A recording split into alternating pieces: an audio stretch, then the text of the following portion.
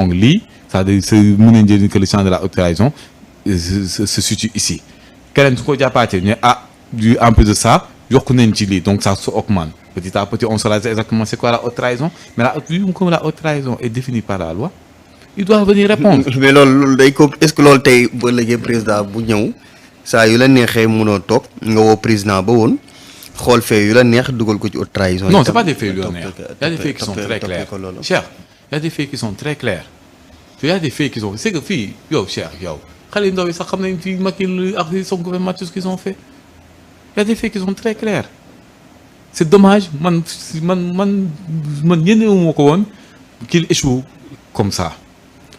Macky Sall avait tout pour être le plus grand président que le Sénégal ait connu. Il a eu 12 ans.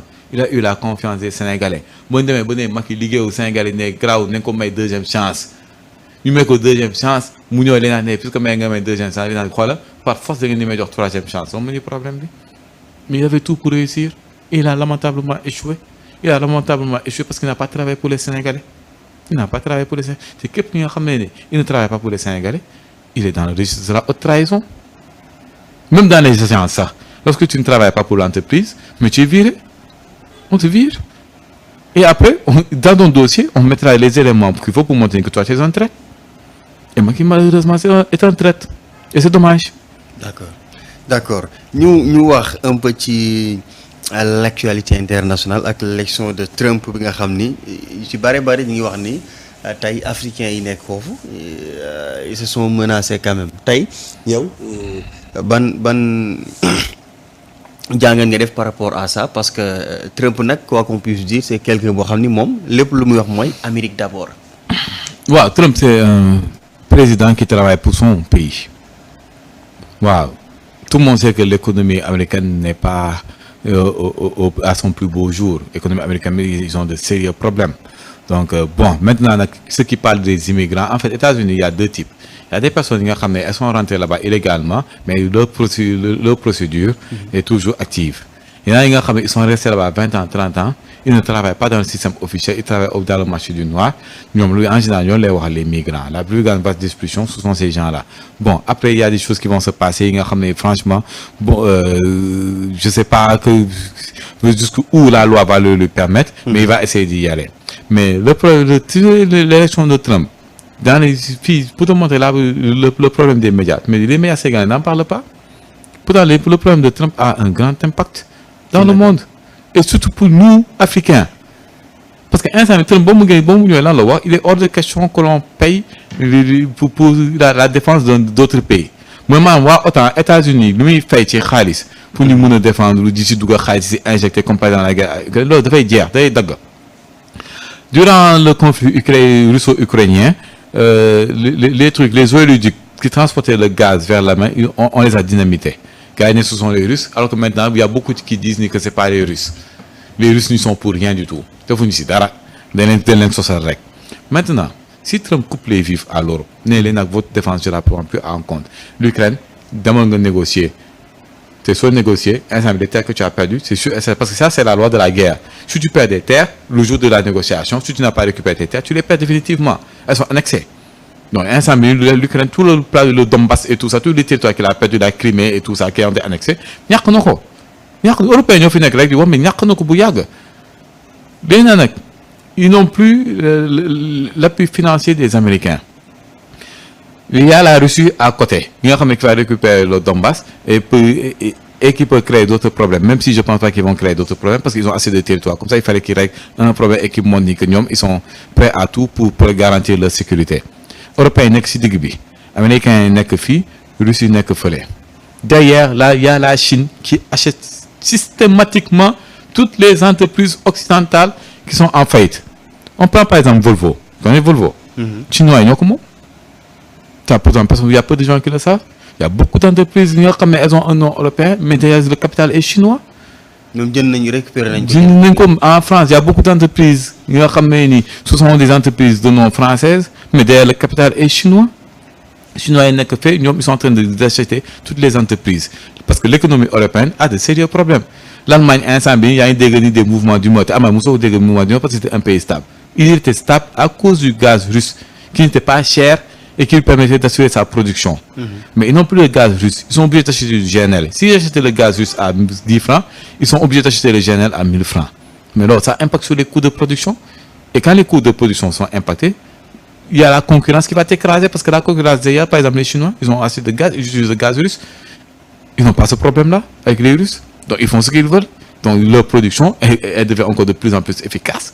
Et les coûts sont moindres par rapport aux Occidentaux. Donc, tous les produits occidentaux sont chers. Tout le monde se tourne vers le marché chinois. Et les Chinois ont fait les efforts qu'il faut pour pouvoir maîtriser la technologie. Si tu regardes, par exemple, le problème avec Taïwan, c'est le problème des microconducteurs. C'est le problème de puces. Le problème règle américain. Et les Américains, Taïwan ne les intéresse pas trop, à part une partie de Taïwan. Quand tu te positionnes là-bas, tu contrôles tout le détroit. Mais au fond, ce sont les microconducteurs qui c'est un problème. Tu as les Américains, tu as les Russes, tu as les Chinois, tu as l'Arabie, moi le Qatar, Dubaï, moi l'Arabie Saoudite. Ils sont sur liquide. Nous dire 5 000 francs, 500 000 linkés dîner. Tout qui font comme les Chinois qui achètent tout. L'industrie, les hôtels et tout ça, ils achètent tout. Il ne te reste plus rien du tout. Tu as 3 ou 4 blocs qui sont en train de piller ton territoire. Mais il leur reste quoi? Ils sont obligés de se refocaliser ou de se rediriger par instinct de survie, parce que ça c'est la survie, sinon ils n'existeront plus. Ils sont obligés de se rediriger vers l'Afrique. Afrique, là, on a l'espace francophone, mais l'Union européenne veut venir collaborer avec la France. Ils ont assez de moyens pour créer assez de problèmes. Parce qu'il y a la bande Sahel, mais c'est une bande qui pose problème. Ils peuvent, s'ils arrivent à instrumentaliser, ils ont deux moyens. Soit ils vont instrumentaliser la bande Sahel et créer des guérillas pour qu'ils pourront exploiter les richesses et les ramener chez eux et continuer à se développer. Soit ils vont essayer de signer des accords. Les accords, au fond, ne les arrangent pas parce qu'ils sont obligés de faire gagnant-gagnant. Maintenant, c'est à nous, Africains, de comprendre que l'élection de Trump va créer des mécanismes derrière qui vont engendrer et qui ont des conséquences directes sur nous. C'est-à-dire que les Européens qui sont en mode de survie vont devoir venir en Afrique pour continuer à exister, sinon ils vont disparaître. Et surtout nous, les Sénégalais, nous savons que cercle le pays qui produit le gaz. Non, c'est le gaz, il est beaucoup plus important que le pétrole. Moi, je disais toujours que si j'étais le président, le pétrole, je ne vais pas me focaliser, je vais me focaliser sur le gaz. Mais le gaz, c'est à nous de l'utiliser pour nos industries. Ils n'ont qu'à aller signer des accords avec la Russie. Ou nous avons signé des accords gagnant-gagnant, nous avons dit sur le gaz. Si nous avons sur le gaz, on pourra générer plus de rentrées d'argent tout en et développer notre économie. Mais lorsqu'on est def, il va falloir qu'on ait un contrôle strict des opérations pour que nous sachions quelle est la quantité qui est envoyée. Il ne faut pas qu'on leur laisse de l'exploitation. Parce que si nous exploitons 10, 2 lignes exploitées. Et tu perds au final. Il faut qu'on ait un contrôle strict. C'est un état sérieux, avec des mécanismes sérieux qui te permettent de les mettre en place. Donc, si on fait, on pourra se développer beaucoup plus rapidement. Parce que là, avec les technologies et tout ça, là, de l'autre côté, on est accéléré si on a assez de fonds pour le faire. On peut même sortir ça du cycle de la dette dans lequel on est et pouvoir nous tout seuls nous autofinancer. Sans pourtant aller emprunter de l'argent de gauche à droite. Mais, il faut que les gens comprennent l'impact de l'élection de Trump. Les débats ils vont rapatrier les gens. C'est beaucoup plus profond que ça. Mais ñun ak suñu gaz bi contrat yi fi nguur gi fekk donc même su fekkente ne Ousmane Sonko comme ñu wax saa su ne renégocier mais loolu tamit ñu bari jàpp nañu que ni du nekk lu yomb parce que contrat yi lu ci ëpp gars yi buñ koy signé day fekk bétonné nañu ko ba presque pratiquement do am foo ci mën a jaar lu bari. Bon, un contrat ça se casse. On a vu des pays en Amérique du Sud, mais les contrats étaient bétonnés. Avec 90-10 avec 95-5. Mais quand le président, par exemple, est venu, il a cassé le contrat. Il casse le contrat. Voilà.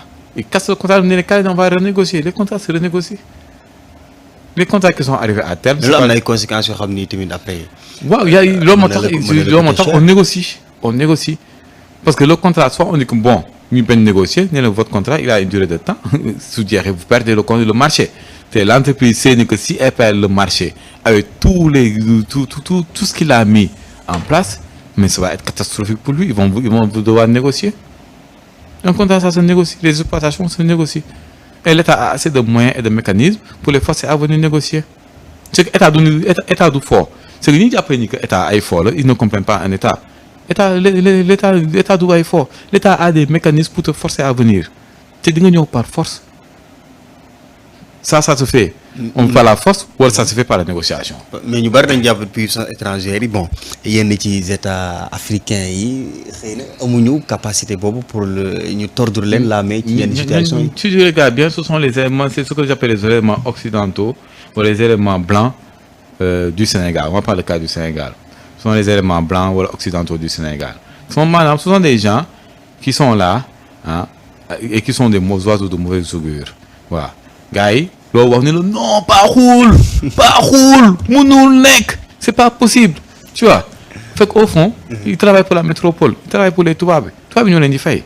Ce sont des gens qui sont là que pour annoncer des mauvais signes.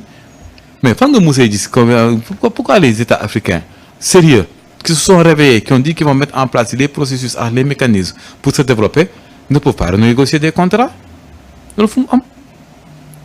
Soit ils n'ont pas foi en leur pays, ou ce sont des éléments occidentaux, c'est-à-dire qu'ils travaillent pour l'Occident. Et ces gens-là, en général, ils sont tout le temps dans les pays occidentaux. Un d'eux, c'est le mari d'Ofi, mari d'Amfi. Qu'est-ce qu'ils vont faire là-bas tout le temps? C'est comme par exemple quand je vois certains membres de l'opposition, un d'eux, ils prennent le bagage dans des pays occidentaux. Chaque 2 mois, ils sont là-bas. Ils vont faire quoi là-bas? Ils vont faire quoi là-bas? Ils vont faire chaque 2 mois. C'est pas possible. À moins que tu aies une maladie bien ramenée, c'est extrêmement, c'est un stade avancé. Ils font quoi là-bas? Donc, nous, qu'est-ce qui se passe réellement avec ces gens-là qui passent le temps à voyager? Et pourquoi lorsqu'ils reviennent, ils sont radicaux, ils prêchent tout le temps, ils annoncent souvent des mauvais signes et tout ça? Pourquoi? Ces gens-là ne travaillent pas pour le Sénégal. Donc,